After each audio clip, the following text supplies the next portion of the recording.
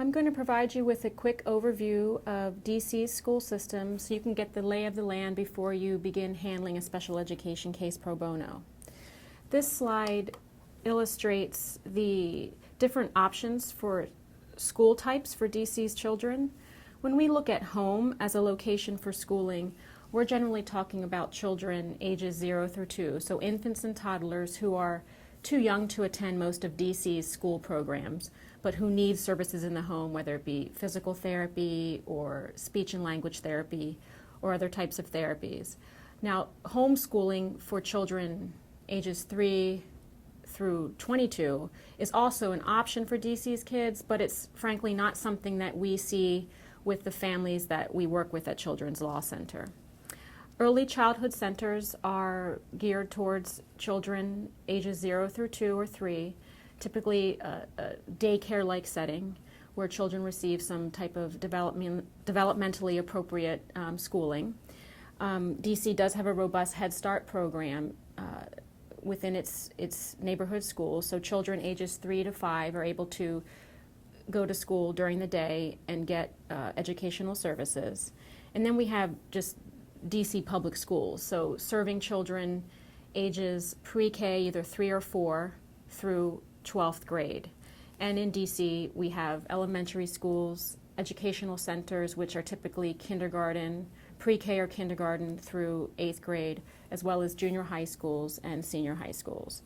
DC also has a very robust public charter school system. And charter schools are similar to DC public schools in that they are free to parents and children, but charter schools have different programmatic or instructional approaches. Even though they do have to adhere to statewide curricular and academic standards, they might have different programming that appeals to families. For example, some charter schools have a language immersion component, or focus on vocational training, or focus on science and technology or arts.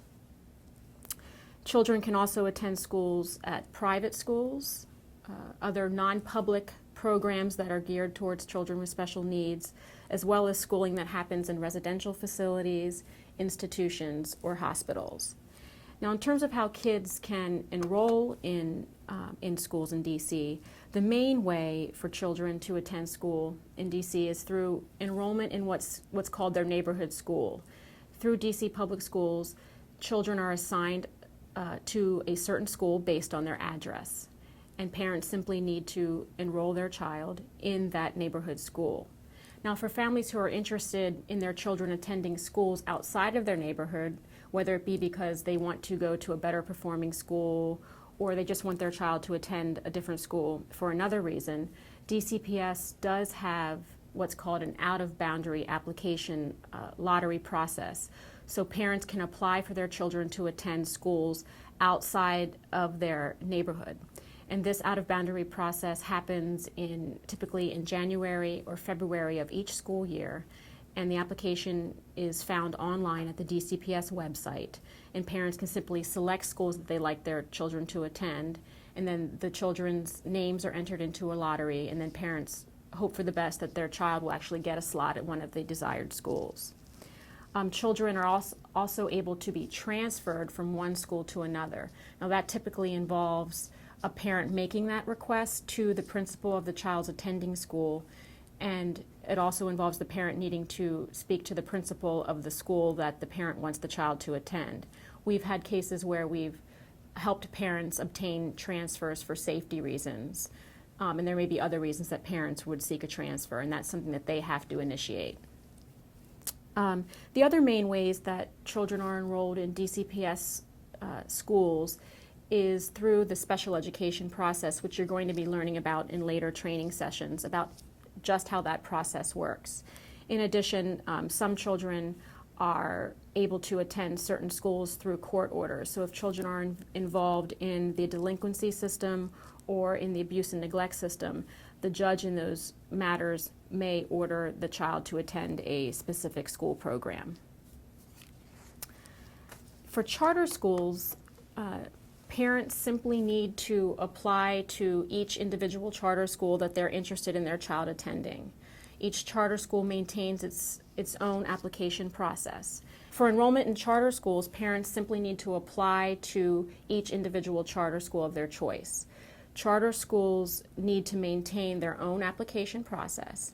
So for charter schools that are very popular, if they're high performing or popular for other reasons, the charter schools maintain a lottery system and then a wait list, and they have to manage that wait list on an individual basis. Now, one thing to note here in regards to charter schools, as well as other DCPS schools, is that a child's disability is not something that can be considered in an admissions decision. So charter schools in their application process are not legally permitted to even ask about a child's disability, and that's just something to look out for.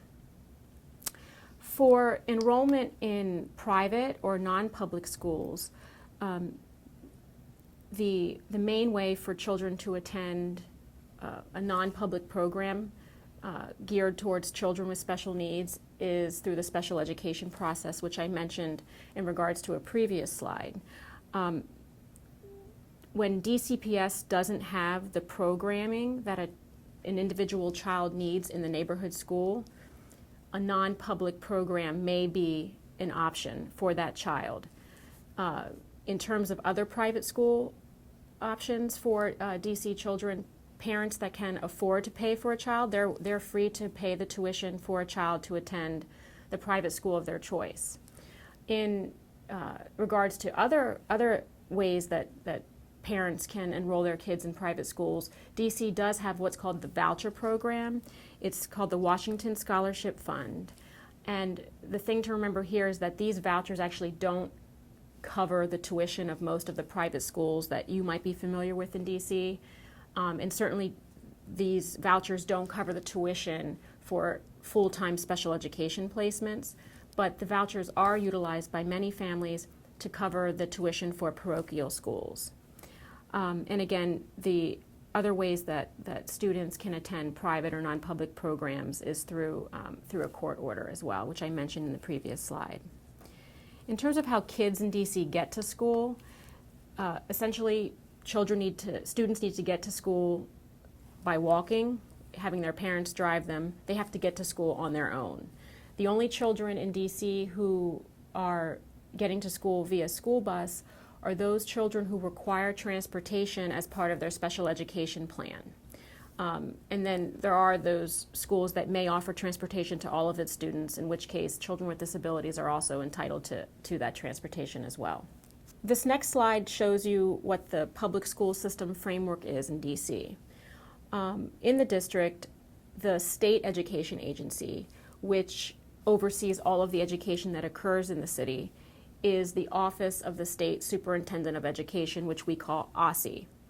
It oversees all of the education that happens in DC, as well as all of the school districts within that state or city, since we're talking about DC. The local education agency in DC is either DC Public Schools or an independent charter school. And it's essentially the local school system that oversees the day-to-day delivery of specialized instruction and special education to students. The next slide shows sort of the overview of who is overseeing who here in DC in terms of the education system. And you can see that our state education agency, OSSE, oversees all of the education delivery in our city, whereas the Public Charter School Board has oversight over charter schools. Now, the determination of who is the LEA is a little bit unique here in DC. If you're looking at a DC public school, neighborhood school, the local education agency for that school is DCPS. Now, if you're looking at a charter school, you actually have to determine whether or not the charter school is what's called a district charter, or whether or not the charter school is an independent charter school or an LEA charter school. If the charter school is a district charter school, that means it has elected for DCPS to function as its local education agency, meaning that DCPS has oversight of it. If the charter school is an independent charter school, or what's called an LEA charter, then they're going to function as their own LEA. Now, this matters because it's going to dictate with whom you're going to be advocating. different LEAs have different approaches to their legal obligations to children with disabilities.